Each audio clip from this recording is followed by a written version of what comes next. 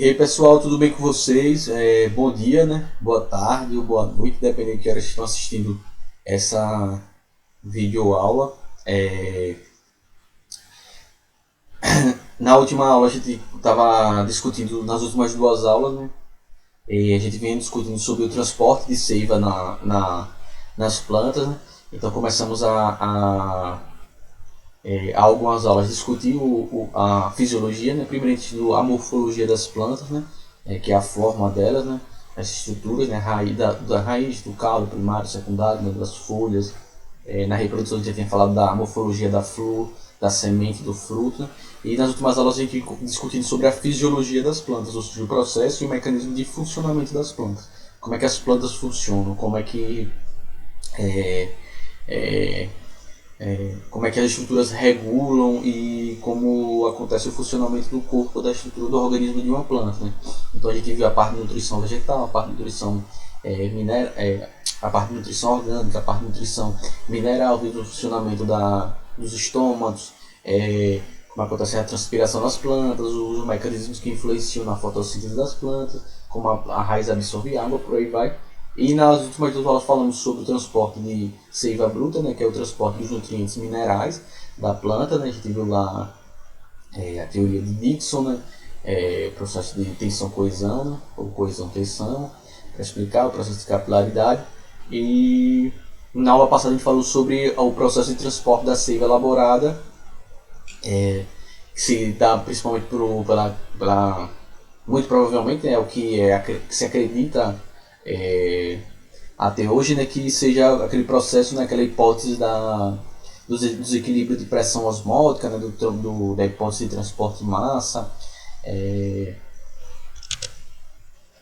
a hipótese do fluxo por pressão, né, que é aquele processozinho, né, que a alteração da concentração de sacarose, né, que é um carboidrato, né, que vai se formar a parte da glicose, a parte das substâncias que são produzidas na fotossíntese, eles são ativamente bombeados para dentro do floema, né? Então, esse processo de bombeamento contínuo da sacarose para o floema, ele altera a pressão osmótica, então faz com que as células que estão, as células companheiras, né, as células que estão ao lado do floema, elas percam água, né, por alteração na concentração, né? Então a água por osmose ela tende a se deslocar de locais de baixa concentração de soluto para locais de alta concentração de soluto. Então quando as células, principalmente lá das regiões células fonte, né, ou aquelas células que fazem fotossíntese, que produzem o carboidrato, ou aquelas que armazenam, começam a bombear ativamente a sacarose para dentro do floema, isso altera o equilíbrio osmótico, né? Então as células que estão ao redor desses pontos de concentração de sacarose no floema, elas tendem a perder água por causa do deslocamento osmótico.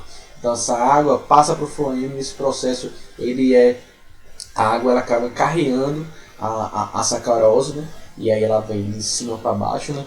Quando vem das folhas, e ela acaba deslocando e carregando em massa a sacarose. E à medida que essa sacarose vai sendo carregada, ela vai entrando nas células, e nesse processo que ela vem entrando nas células, né, que tem baixa concentração de sacarose, aí no caso para o mecanismo mais envolvido com difusão, à medida que essa sacarose ela vai entrando nas células, a água também vai se deslocando nesse equilíbrio osmótico que ele vai retornando, e aí à medida que as células consomem essa sacarose e as células fontes, ou seja,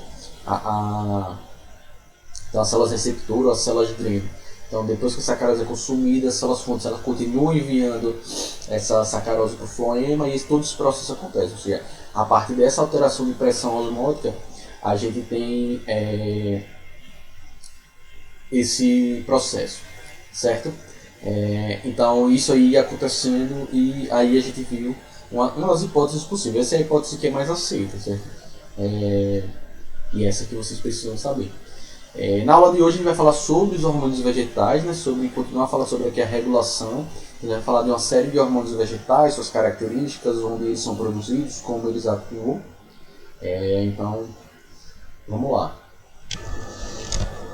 Então a gente tem uma gama de hormônios sexuais, desculpe, de hormônios vegetais. Eu estava gravando antes uma aula que falava sobre hormônios sexuais. Então a gente tem uma gama de hormônios vegetais, né?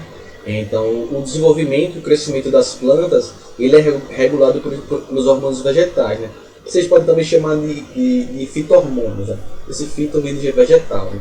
Então os fito-hormônios ou os hormônios vegetais eles são substâncias orgânicas, né?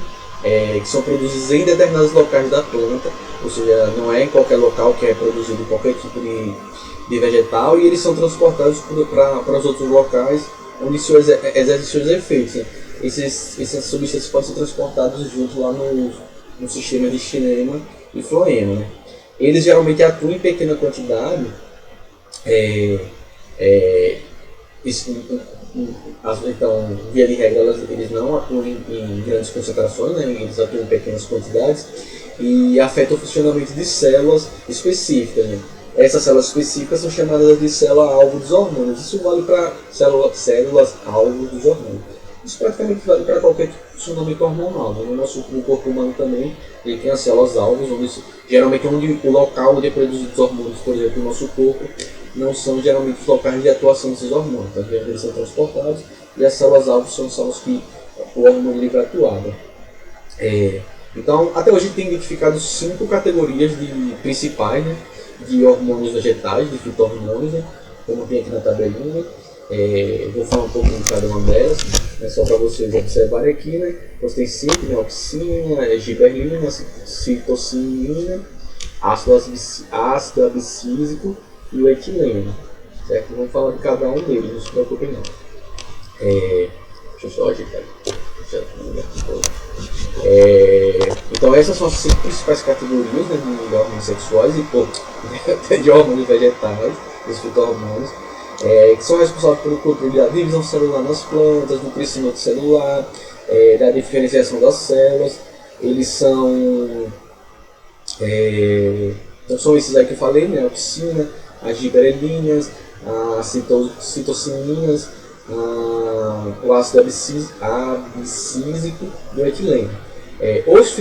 Existem outros fito-hormônios, né, que estão sendo identificados pelos pesquisadores. Ainda se estuda muito, né, tem outros hormônios que vêm se estudando. Entre esses, né, que a gente tem descoberto também, tem os hormônios que a gente chama dos bracinolídeos, o ácido salicílico e a cistemina. Bom, tem esses aí. Esses aí não vai estudar não, que é muito recente, eles são descobertos, que eles são muito recentes. Os detalhes, o funcionamento deles ainda estão sendo desenrolados, estão sendo ainda publicados e desenvolvidos. Né? Então vamos focar nesses 5 aí, que são essas 5 categorias que são as mais usuais, né? Essas já são bem identificadas, o mecanismo dele já se entende um pouco dele. Então, vamos começar do começo ali. Então, as auxinas, uma categoria, certo?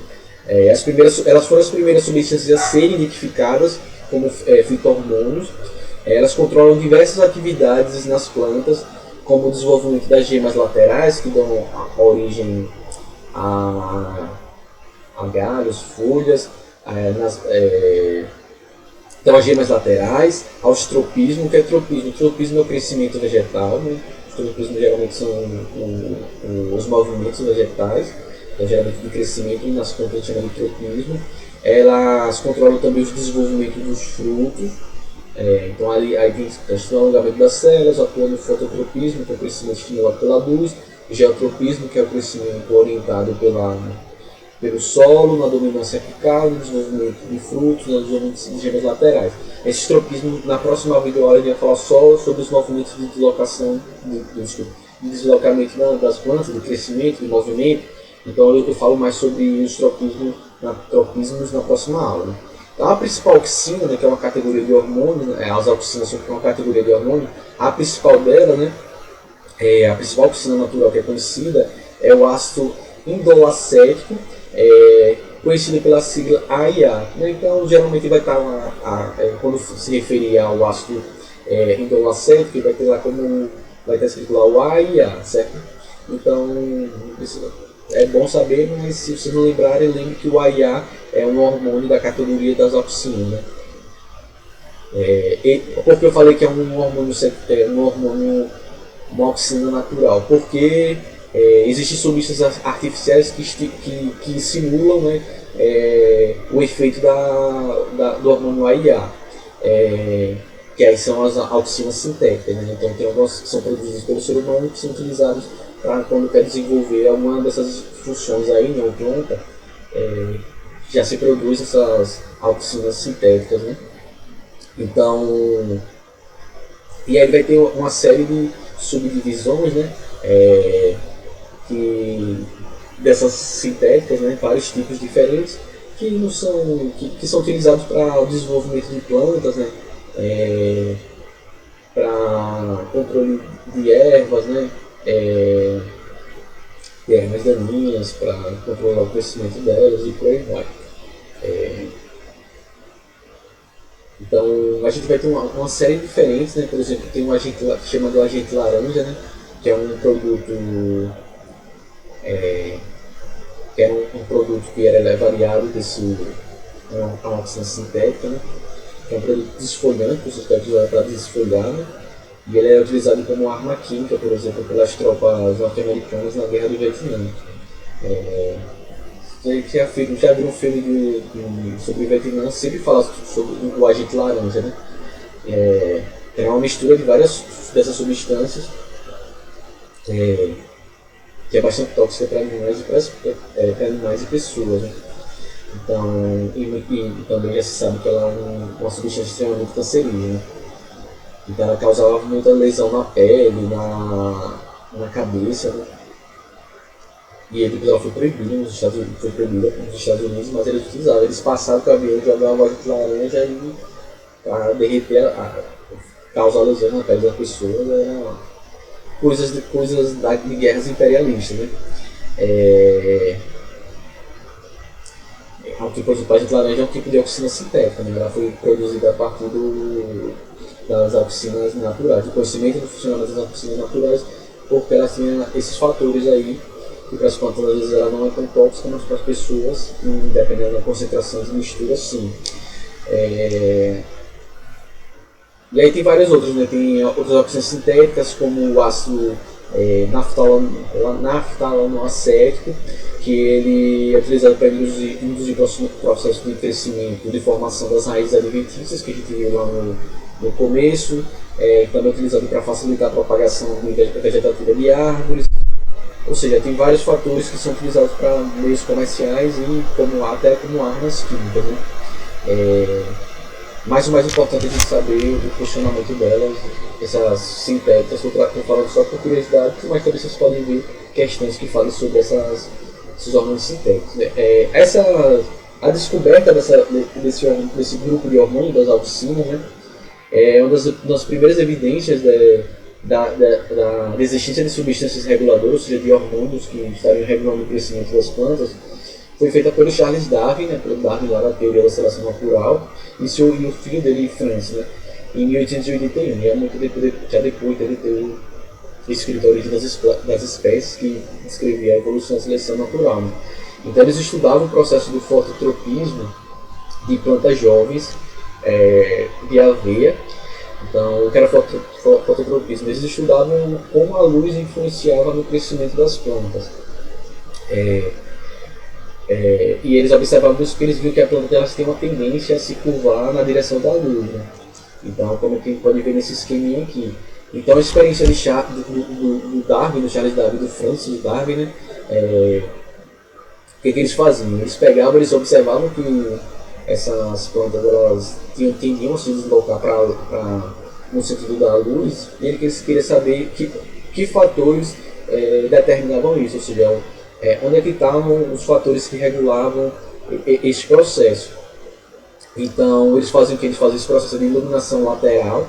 Então eles botavam as plantas intactas, né, que seria um controle para ver o que acontecia. Eles removiam, então uma das plantas eles removiam o ápice, a parte de cima, e E aí eles perceberam que essas plantas, quando eles removiam o ápice, elas deixavam de crescer.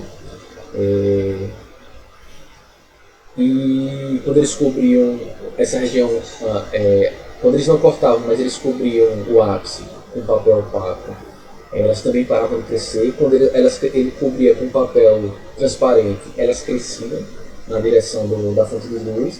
E quando eles não cobriam o ápice, mas cobriam a base, eles viram que a planta também continuava crescendo. Então eles concluíram que ele percebeu que a extremidade da raiz, né, ou a extremidade do caule jovem, que é o polióptero, ele era capaz de perceber a posição da luz, da fonte de luz, e levando o caule a crescer em direção à luz, né? Então outro botânico também bastante importante, né, o Wendt, ele confirmou que a remoção também, né, ele confirmou esse experimento do Darwin já em 1926, do Darwin do Francis, do Charles e do Francis Darwin.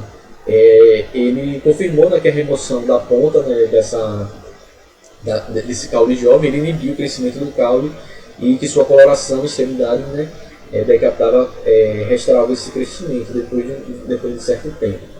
Então ele percebeu que a extremidade desse caule jovem, né, do polióptero, é fonte de algumas substâncias, né, que promovem o crescimento das células mais abaixo.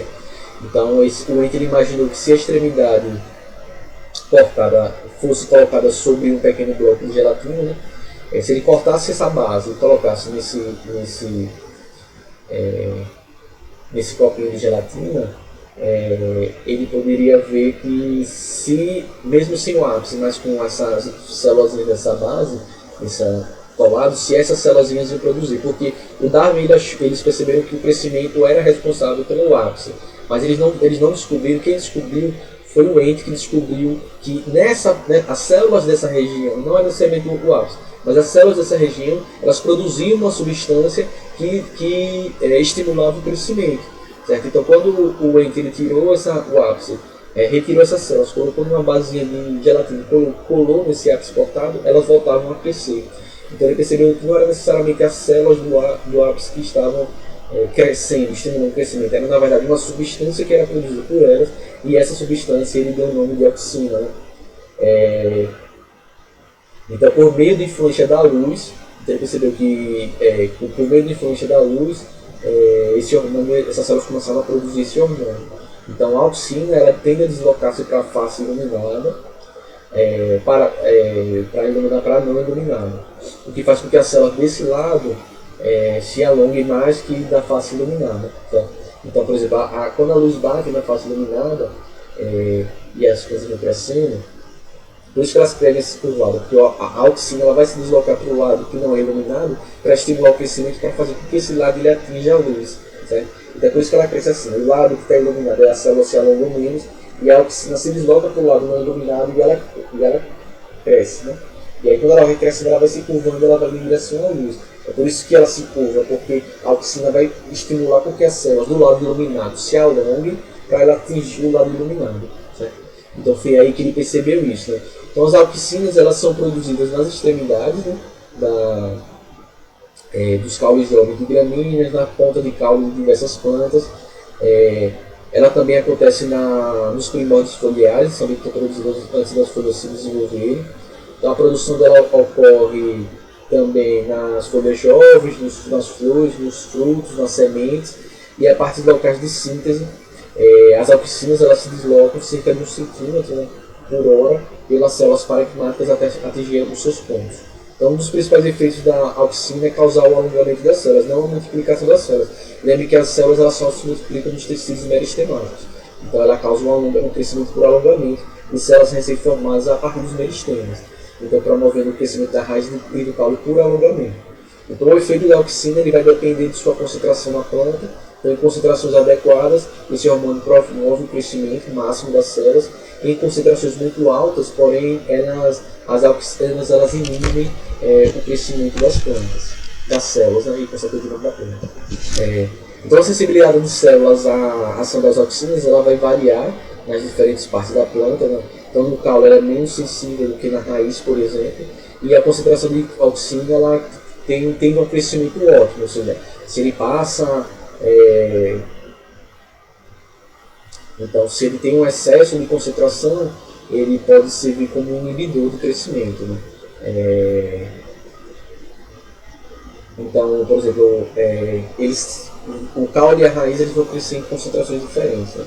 Então, por exemplo, se a auxina ela se concentra muito, o caule cresce mais e a raiz cresce menos. Se ele se concentra menos, a raiz cresce mais e o caule cresce menos. Ou seja, é um processo de... o caule e a raiz vão crescer com concentrações de auxinas diferentes. Certo? Então ele funciona como inibidor de um para o outro. Ou seja, muita auxina, o caule cresce e inibe o crescimento da raiz. Pouca auxina, a raiz cresce e inibe o crescimento do caule. Excesso demais de auxina inibe o crescimento dos dois. Então as auxinas, como eu falei, elas também fazem parte da formação dos frutos, as sementes em desenvolvimento de diversas plantas libera auxina, né, que atua sobre o aparelho do ovário, levando ao desenvolvimento do fruto, certo? E outro fator que é importante que é as auxinas, né? Elas produzidas pelo meristema apical, ou seja, do ápice do caule, exerce forte também inibição nas gemas laterais, mantendo elas em estado de dormência. Então essa inibição, que é conhecida como dominância apical do caule, ela pode ser percebida quando se remove a extremidade do ramo, eliminando o efeito inibidor de sua gema apical. Então as gemas laterais nas axilas das folhas, elas entram em desenvolvimento produzindo os ramos laterais. Então se a gente elimina a gema apical, mas a gente aplica a auxina em seguida, na região cortada, por exemplo, o desenvolvimento das gemas laterais continua inibido. Então tem um experimento que eles fazem isso. Então, por isso tem uma planta que não tratada, as gemas laterais dormentes, né? Então a gema apical, o caule está crescendo. Se você corta a gema apical, onde está a gema apical para o crescimento do caule, se em tese as folhas nas laterais iam se desenvolver. Mas se você joga o hormônio em cima, os ramos laterais não se desenvolvem. É por isso que a poda de árvores, de plantas, elas podem levar ao desenvolvimento. Então, se você quer que a planta ela não cresça tanto, mas cresça mais lateralmente, você vai podando as gemas apicais, que não vão produzir ali a auxina em concentração nesses locais, e vai estimular o crescimento. Ou seja, o crescimento apical inibe o crescimento lateral e vice-versa. Certo? Então, a poda é usada justamente nessa técnica para retirar essas gemas apicais dos ramos para estimular o crescimento de ramos laterais. Né? As auxinas também elas estão relacionadas com a queda de folhas velhas ou muito danificadas, né? De folhas e de frutos. Então, a queda natural de folhas e flores e frutos do caule é um fenômeno que a gente chama de abscisão. Então, a abscisão ela resulta da alteração químicas estruturais que ocorrem perto da base do pecíolo, que é aquele ponto de conexão da folha com o caule. Né? Então, quando a folha envelhece, ou as folhas ou os frutos, eles produzem cada vez menos auxina, então a concentração de auxina impede que as folhas caem. Se a folha está velha, ela começa a produzir menos, acontece o processo de abscisão. Né? Então a diminuição do teor de auxina leva à formação na base do pecíolo de duas camadas que vão levar à separação ou abscisão. Né? Então esse processo também acontece com a influência da auxina. Então veja que as auxinas têm muitas funções. As giberelinas, esse grupo de hormônios, né? Eles são produzidos no ácido giberélico, né? Então a giberelina, essas substâncias são produzidas nos meristemas, né? Nas sementes e nos frutos, né? Sendo transportados muito provavelmente para o xilema. Então ela é produzida aqui meristemas, frutos e sementes. Um dos principais efeitos é promover o crescimento também do caule e de folhas, estimulando o processo de divisão celular com o alongamento das células. Né? Então, seu efeito é pouco significativo nas raízes. Então, enquanto a auxina elas vão estar lá funcionando para o crescimento no caule e na raiz, a giberelina ela vai estar mais associada ao crescimento do caule e das folhas, da floração, do desenvolvimento dos frutos. E ela também promove a germinação da semente e o desenvolvimento de brotos. Algumas plantas são anãs justamente por não produzirem a giberelina, que é responsável pelo crescimento do caule. Então, as auxinas, enquanto elas estão atuando no ápice, né, a giberelina pode atuar em outros pontos do caule. Lembre que a planta cresce a partir dos ápices, né, da gema. Né? Então, a giberelina está mais associada ao crescimento do caule, enquanto a auxina ela atua também no caule como nas raízes. Então, as germinas também exercem um papel importante na germinação das sementes, como eu acabei de falar. Né? Então, quando elas absorvem água, lembra aquele processo de embebição que eu falei, que as raízes sugam muita água para ela germinar. A germinação tem início e o embrião libera essas giberelinas e que se difundem nos tecidos da semente e estimulam a síntese de várias substâncias que vão degradando a matéria orgânica, a que está armazenada no endosperma e nos cotilédonos, e aí vai estimulando o desenvolvimento da planta. Né? Então, as giberelinas, assim como as auxinas, elas promovem o desenvolvimento de frutos paternocárpicos. Lembra que são aqueles frutos que se desenvolvem sem que aconteça a fecundação, né? Que é o caso da banana. Né? Então, auxinas e giberelinas não são hormônios que são responsáveis pelos frutos paternocárpicos. Outro hormônio que a gente tem aí são a citocinina, né? Elas são assim chamadas porque quando elas se associam às auxinas, elas estimulam a divisão celular, então a citocinese, né? Que é o processo de divisão celular. Então, a citocinina ela vai atuar vai estimular as divisões celulares, né? Elas são muito abundantes em locais das plantas em que há grande proliferação de células, por óbvio, né? Como as sementes que estão germinando. Né? Os frutos e as folhas também que estão em desenvolvimento e as pontas das raízes. Não existem ainda provas muito conclusas de onde é que esse hormônio é produzido, mas um deles parece ser produzido na extremidade das raízes. Né? Também não se sabe muito bem como esses hormônios se deslocam na planta. Então, a única certeza que se tem é que ela pode ser produzida na extremidade das raízes, mas não sabe muito bem em outros lugares e nem como elas são transportadas nas plantas. As citocinas, elas atuam também com as auxinas no controle da dominância apical, naquele processo de crescimento do caule, o crescimento das gemas laterais. Os dois hormônios eles têm efeitos antagônicos. Então, enquanto auxinas que descem pelo caule inibem o crescimento das gemas laterais, as citocininas elas promovem, que elas vêm muito provavelmente da raiz, elas estimulam essas gemas laterais a se desenvolverem. Então, quando a gema apical é removida, a ação de auxina cessa e as citocininas induzem o crescimento das gemas laterais. Então, o crescimento das gemas laterais é estimulado pela citocinina, enquanto auxinas elas estimulam o crescimento da gema apical. Né? Então, sem a auxina, a citocinina atua. Com a auxina, a citocinina ela não consegue expressar o seu efeito. Outro efeito que a citocinina tem é de retardar o envelhecimento da planta. Né? Então, quando ramos e folhas são cortados, né, e colocados em águas, eles envelhecem rapidamente porque não tem a raiz. Então, você, por exemplo, pega uma flor, coloca na água, depois do tempo ela envelhece mais rápido do que se ela estivesse na planta. Por quê? Porque esse envelhecimento é retardado pela citocinina. E como é que se sabe? É que muito provavelmente a citocinina é produzida pela raiz. Né? Então, como você não tem mais essa raiz, você não tem mais esse hormônio para atingir a folha, e por isso que a folha envelhece lá. Quando você coloca lá, aquela pessoa que tem um buquê de frutos, bota lá no vaso, depois do tempo ela envelhece, por esse processo. Né? Então, o papel da citocinina no desenvolvimento das plantas tem sido muito estudado com muitas culturas de tecidos e vários indícios eles vêm indicando várias funções diferentes. O ácido, deixa eu subir aqui para vocês verem, o ácido abscísico, ao contrário de todos os hormônios que a gente viu antes, ele é um inibidor de crescimento das plantas. Então, tudo indica que sua produção ocorra nas folhas, na coifa, né, na ponta lá da raiz, e no caule, que seu transporte aconteça junto com o transporte de seiva. Né? Então, a concentração de ácido abscísico na semente, nos frutos, ela é alta, mas ainda não se sabe muito bem como é que esse hormônio ele é produzido em órgãos, ou se ele é produzido nesses órgãos, ou eles são apenas transportados para ele. Né? Então, ele recebeu esse nome porque inicialmente que se pensou que inicialmente ele era responsável pelo processo de queda das folhas de certas árvores, mas hoje em dia se sabe que o ácido abscísico não atua a abscisão das folhas.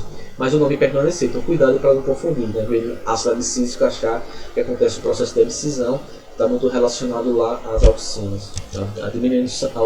Quando diminui a concentração de auxina nas folhas, ela leva à queda das folhas, né? Então, como eu falei, né, o ácido abscísico é o principal responsável pelo envelhecimento das plantas, das folhas, né? Então ela bloqueia o crescimento das plantas no inverno. Ele também é responsável pela alteração que a planta sofre quando é submetida a condições adversas.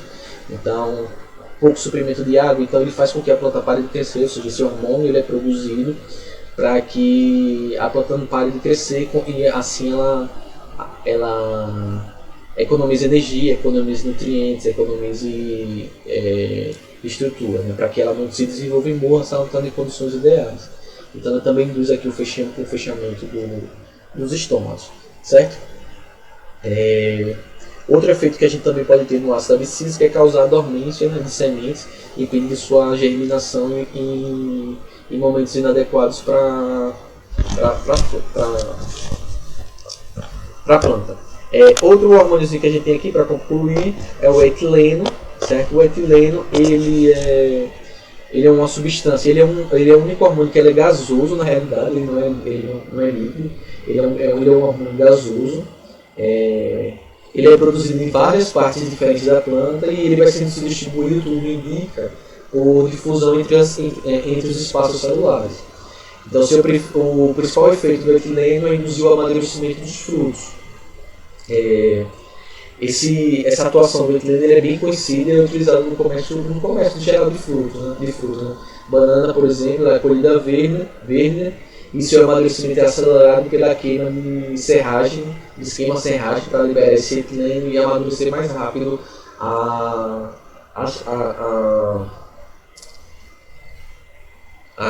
o fruto. Às vezes você coloca fruto maduro junto com o fruto verde, o fruto verde ele vai amadurecer mais rápido porque ele vai liberando esse etileno e vai acontecendo esse processo. Então, às vezes você pode recobrir partes dos frutos para impedir que a base do fruto, para impedir, por exemplo, que o etileno seja liberado. Se você não juntar um fruto verde, se você quiser que um fruto verde amadureça mais rápido, você coloca ele junto do mais maduro, que está liberando mais etileno, ele acaba amadurecendo mais rápido. Então, o etileno junto com as auxinas, eles também atuam no processo de abscisão das folhas. E é isso. Então, vimos aqui todos os hormônios, as 5 categorias. Qual é a dica que eu dou para vocês? O que geralmente cai mais nas provas são as auxinas, o hormônio AIA, que sempre tem diversas funções. O etileno também cai bastante, por essa característica de ser gasoso, pelo amadurecimento. Então, se vocês copiarem as informações dessa tabelinha aí, está ótimo para vocês. Eu trouxe muito mais informação para complementar, mas se vocês tiverem só as informações dessa tabelinha aí, vocês já vão conseguir desenrolar bem no tema dos hormônios das plantas, certo? Então fiquem bem, se cuidem, a gente se vê na próxima aula. Tchau!